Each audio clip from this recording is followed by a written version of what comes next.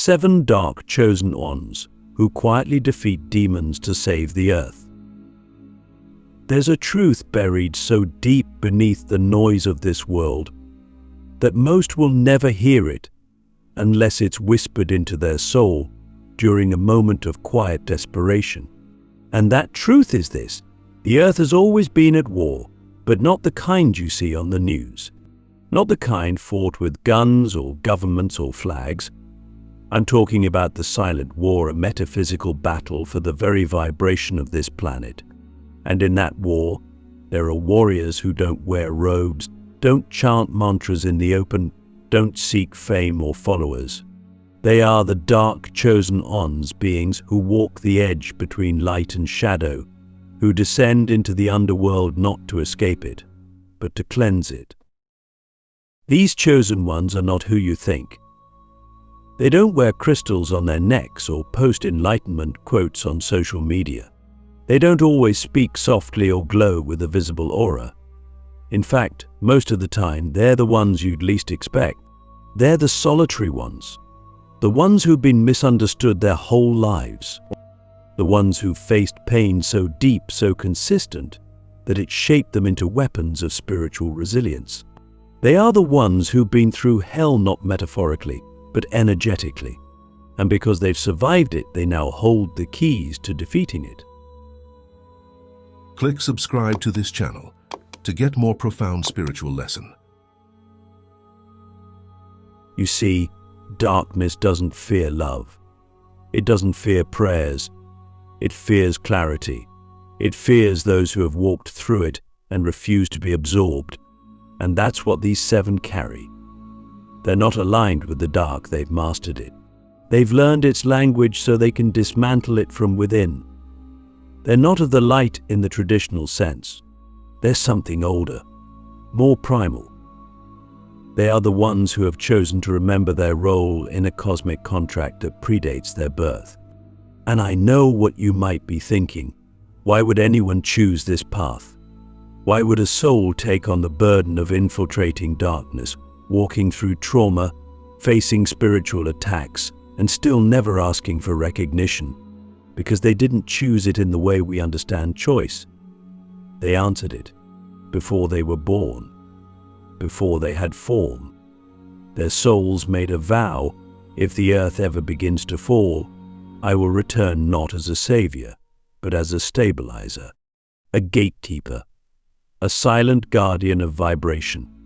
And now they walk among us, quietly, powerfully, unseen. I've met them. I've been one. Maybe you are too. But here's what most people don't understand. These dark chosen ones don't operate like heroes in a movie. They don't defeat demons with swords or spells. They defeat them through presence, through energetic confrontation, through being able to sit in a room with a possessed person and not flinch, through being able to feel an entity in their home and not panic, through being able to enter a cursed place, absorb what others can't handle, and transmute it through their own field. This is not romantic. It is not glamorous. It is brutal, lonely work. Their nervous systems are battlefields. Their dreams are war zones. Their relationships often collapse under the pressure of carrying too much spiritual weight. And yet they keep going, because they know something most people have forgotten. The earth must be held in place by those who can survive the gravity of its pain, and these 7 are encoded for it. Now, you might ask, why 7? Why that number? It's not symbolic, it's literal.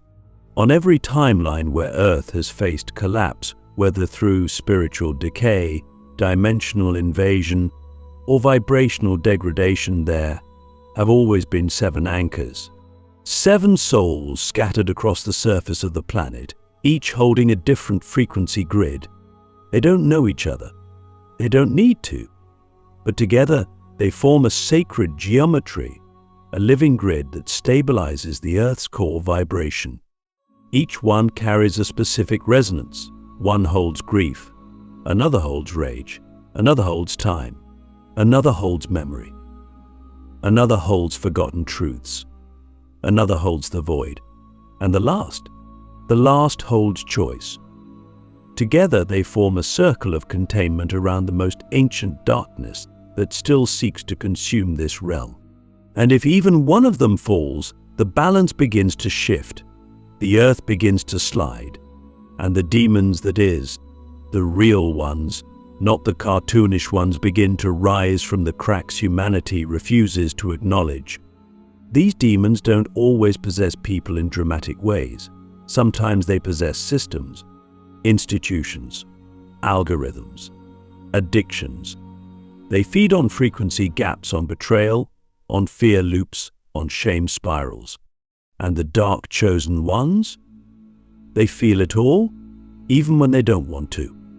Especially when they don't want to. Their bodies become barometers for the collective shadow. If the world is grieving, they cry without knowing why. If the vibration dips, they get sick, heavy, anxious. Not because they're broken, but because they're connected. And that's the paradox. Their greatest strength looks like weakness to the untrained eye. Sensitivity, solitude, emotional depth. But these traits are not burdens. They are weapons. And when used with precision, they pierce through darkness in ways no external ritual ever could. They don't need to cast out demons. They simply refuse to feed them. And in doing so, they starve entire realms of predatory energy. So I ask you, have you felt like your entire life has been training for something invisible? Have you faced pain so precise it felt orchestrated? Have you felt watched, tested, stretched beyond breaking only to find a strength you didn't know you had? That's not coincidence. That's conditioning. That's the universe preparing you for a role only a few souls can fulfill. And perhaps you are one of the 7, or maybe you've been one in another lifetime. Or maybe your job is to awaken one, because they don't always know who they are. They don't seek titles or missions. But when they are reminded, when they are seen, something activates.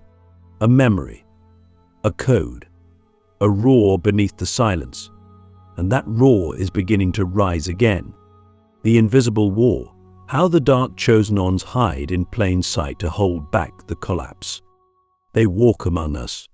You've passed them on the street and never known. Maybe you've worked with one, loved one. Maybe you are one. But you wouldn't recognize them easily, because the dark chosen ones are masters of concealment, not because they are hiding in fear, but because they understand a truth that most never will. Visibility is vulnerability in a world ruled by illusion. They don't crave attention because they know attention bends energy. It distorts purpose. It creates noise around signal. And when you are holding the vibration of a planet on the edge of collapse, noise is fatal. So they live quietly, often painfully so. They take jobs that seem ordinary. They live in cities, forests, deserts scattered strategically by forces they can't always name, but somehow feel. Their lives are often marked by a strange pattern. They are pulled to people, places, and situations that seem disconnected on the surface, but later reveal themselves to be part of an intricate, energetic web. They're sent to places where the grid is weak, where trauma has imprinted itself into the land, where entities feed in silence. And what do? They don't announce anything. They don't perform. They simply become a tuning fork. They show up. They feel. They hold. They transform. This is the invisible war. It's not fought weapons. It's waged through frequency, through presence, through decisions made in quiet moments when no one is watching. While the rest of the world scrambles for status, followers and validation, these 7 are neutralizing portals of chaos opened by unconscious masses. They're absorbing pain that doesn't belong to them. They're transmuting ancestral wounds that entire bloodlines are too afraid to face. They're snapping demonic contracts written in forgotten languages, contracts that were signed centuries ago, passed down through DNA, and now live as disease, depression, dysfunction. And they do it all while appearing normal, because that's the only way it works. The war is subtle, silent. If they were loud, they'd be targeted, not just by people, but by the forces that operate through people, the parasites of power, the shadows that wear suits and smiles, the energies that mimic light but operate through control. These forces don't want the seven revealed, because when one awakens, others feel it. And when all seven are activated at once, the grid shifts. This is not fantasy. This is ancient. These chosen ones are not special in the egoic sense. They are responsible. And with that responsibility comes a weight that few could carry. They are tested constantly, not by gods but by life itself. They are betrayed, rejected, misunderstood, because life knows it must forge them in isolation. Because only through solitude can they refine their field to the level necessary to hold the earth steady. They don't just fight demons in the archetypal sense. They fight the demon of apathy, the demon of fear disguised as logic, the demon of spiritual bypassing, the demon of comfort, and perhaps most dangerously, the demon of unworthiness, the one that whispers to them daily, "You're not doing enough. You're not strong enough. You're not ready." And yet they rise, not because they're fearless, but because they've made peace with fear. They've walked through it so many times it no longer defines them, it sharpens them.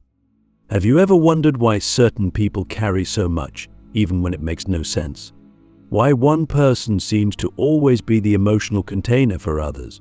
Why someone is constantly tested, even though their heart is pure? That's not random. That's assignment. You're watching a chosen one in action. And the more pressure they endure, the more aligned they become until eventually they remember. Remembering doesn't happen in a flash. It happens in stages. A dream, a feeling, a moment of stillness when the chaos pauses and they hear something ancient echo through their bones. A voice that says, "You've done this before." And in that moment, they stop asking why life is so hard, and they start asking, what am I designed to hold? That question changes everything, because it turns pain into purpose, isolation into initiation, and suffering into strategy. The invisible war is still raging, but these seven, they're not losing. They're holding the line, quietly, relentlessly. And as long as they keep rising, the earth still has a chance. Because in a world that's obsessed with light, they are the keepers of the balance. The soul's edge, why the chosen ones are forged in darkness, not light. There is a dangerous myth that has been spreading through the spiritual world like a soft poison, disguised as wisdom. It whispers that awakening is gentle, that alignment feels good, that light is always soft and peaceful. But those of us who've walked the real path, the edge of the soul, the blood-soaked staircase of spiritual truth, know better. We know that light is forged in darkness. And the chosen ones? The real ones. They are not born in temples. They are born in fire. The seven are not enlightened because they found peace. They are enlightened because they stood at the edge of sanity, stared into the abyss of human suffering, and didn't look away.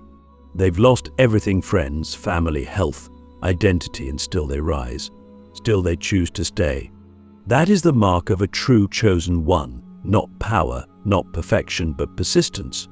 The refusal to collapse, even when collapse would be easier. The willingness to carry wounds like sacred relics, not because they enjoy the pain, but because they know those wounds are weapons. You see, nothing prepares you for spiritual war like trauma. Nothing opens your psychic field like heartbreak. Nothing sharpens your discernment like betrayal. These experiences, which most try to avoid or escape, are the exact curriculum for those encoded to hold the grid. The seven aren't here to be comfortable. They're here to anchor the unbearable. And in doing so, they make the unbearable bearable for the rest of the planet. But here's the truth no one wants to say out loud. Being chosen sucks. It's not glamorous. It's not romantic. It's lonely. It's confusing. You doubt yourself constantly. You feel like a fraud. You wonder why you're always the one who sees too much, feels too much, breaks down when others float through life asleep. You ask, why me? Why this path? Why this pain?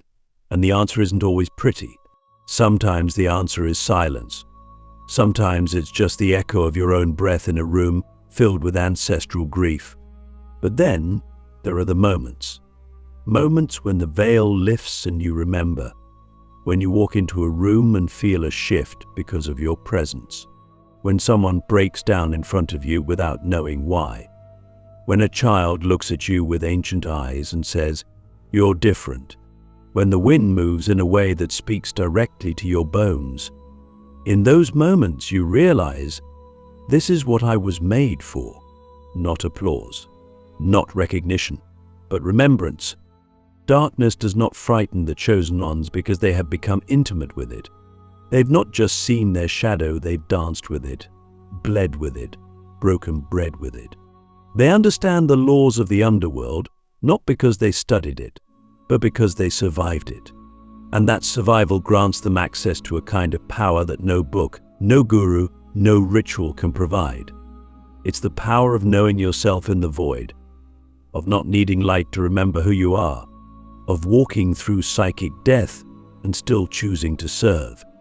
That's what makes the seven dangerous to the darkness, not because they are immune to it, but because they have nothing left for it to feed on. They've emptied themselves of illusion. They've died to their ego, and what remains is pure force, pure intention, pure soul.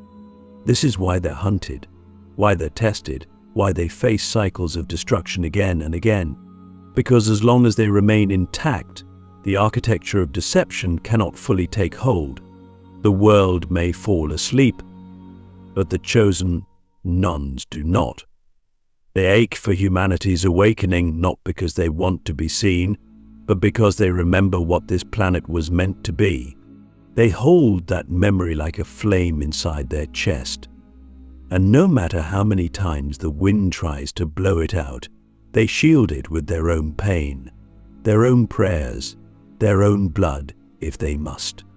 And you listening, if you've resonated with even a fragment of this, then maybe part of you has always known. Maybe you've felt something ancient inside you stirring. Maybe you've had dreams of places you've never been, of battles you've never fought, of wisdom you've never learned but somehow carry. That's not fantasy. That's memory.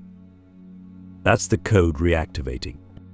So I ask you, what have you endured that was never meant to break you, but to build you? What pain have you carried that may not even be yours, but was passed into your hands because your soul was strong enough to transmute it? What if the very thing you thought disqualified you from your purpose was actually your initiation into it? The chosen ones are not clean. They are not polished. They are scarred. And it is through those scars that the light leaks into the world. That's how they defeat demons, not with chance, but with presence. With the frequency of someone who has already died and come back different. Someone who no longer fears the fall, because they are the ground others land on. And that is why they are still here, still breathing, still rising, not for glory, not for salvation, but for the earth, for the memory, for the final convergence that is coming, the final transmission, the moment the seven align and the earth remembers herself. There is a moment coming, not marked on any calendar, not predicted by psychics or stars. It will not be live-streamed, televised, or announced, but when it happens, the earth will feel it. The birds will fall silent. The winds will pause. The water will ripple without touch. And every soul who has ever held even a fragment of remembrance will stop, mid-thought, and know. Because in that moment, the seven will align, not physically, not geographically, but vibrationally. And when they do, the earth will remember herself. You see, this planet is not just a rock floating in space. She is a living, breathing record of consciousness. Every war, every birth, every prayer, every scream, it's all encoded in her body. And just like us, she forgets. She forgets her beauty, her purpose, her place in the great web of cosmic life. But she also remembers. And the 7, they are her memory keepers, her pulse holders, her final transmission points. When their frequencies converge, when each one fully steps into their role, no longer hiding, no longer doubting, the Earth will receive a signal strong enough to pierce the veil of amnesia that has blanketed this realm for millennia. This is not prophecy. This is pattern. It's happened before. In lost civilizations we now call myths. In ruins that once held living codes. In temples that breathed. Each time humanity reached a tipping point between evolution and extinction, between awakening and collapse. And each time the 7 incarnated. Different bodies, different names, same purpose, same pattern. They come not to save, but to hold open the choice. The choice between fear and sovereignty, between forgetting and remembering. And that is what's happening now. The Earth is nearing the threshold again. You can feel it in the chaos, the despair, the numbing, the division. But beneath that noise, something ancient is stirring. A signal is pulsing through the grid, and the 7 are beginning to respond. They're waking up not just spiritually, but strategically. They're being moved by dreams, by pain, by synchronicities that defy logic. They're being called to places, to people, to moments where their presence is not just helpful, but essential. Because the final alignment requires more than awareness. It requires action. This action doesn't look like revolution. It looks like resonance. One of them speaks a truth so raw it shatters timelines. Another forgives a soul so deeply it collapses karmic loops. Another stands in silence in a place of ancient blood and simply breathes. These are not grand gestures, these are frequency detonations, quiet, precise, irreversible. And when all 7 do this in harmony, even if they never meet, even if they never know each other's names, something unlocks. A grid reactivates. A memory returns not just to them, but to the planet. Everything changes after that. The illusion does not vanish instantly, but it begins to crack. Systems start to fail not because they're attacked, but because they no longer resonate with the upgraded field. Old paradigms lose power. Lies lose traction. Souls begin to wake up who were never meant to. Children are born carrying wisdom they didn't learn. The Earth shifts not in catastrophe, but in consciousness. And the demons? They lose their grip. Because their food, fear, division, despair no longer dominates the collective vibration. The field becomes too coherent, too clear. But here's the secret. The 7 don't know exactly when this moment will happen. They don't wait for it. They become it. Every day, in every breath, they live as if the moment is already here. They love as if the Earth is already healed. They speak as if the world is already listening. Because they understand that the moment isn't a date, it's a frequency. And the more they embody it, the closer it comes. So I ask you now, with everything we've uncovered together, what if you are one of them? And even if you aren't, what if your presence, your support, your awakening is the very thing one of them needs to remember who they are? What if your courage to live in truth activates their courage to hold the line? What if we are not just watching this unfold, but we're meant to participate in it? You don't need to be one of the 7 to matter, but you do need to remember. Remember your own power, your own voice, your own role in this great unfolding. Because when the 7 finally align, the Earth will not just be saved, she will sing. And that song will echo through dimensions, through time, through every soul that ever forgot who they were. And in that moment you will know you were never just watching history. You were history. You were part of the miracle. You were chosen not to carry the weight, but to carry the witness. To see it, to feel it, to remember it. The Earth is not dying. She is reawakening. And the 7, they are already here. Listen closely. Ace. The transmission has begun.